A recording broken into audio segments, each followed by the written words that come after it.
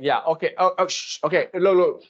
Rational is an English word as well, okay? But in mathematics, it means it comes from the root word ratio. Ratio means fraction. So what are rational numbers? Numbers that can be expressed as fractions. Okay, so it's quite simple to understand. So now, what we want to talk about now is what we call the recurring decimals. Okay, now the term recurring decimals means what? The decimal number repeats itself. Example, 0.22, the dot dot dot means what? It continues on. Yes?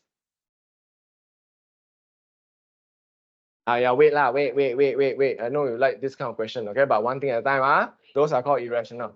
So 0.2 is actually rational because you can convert to fraction is 2/9. Don't believe you press calculator. Come on, let's try. 2 divided by 9 is 2/9. Yes, I know, but yeah.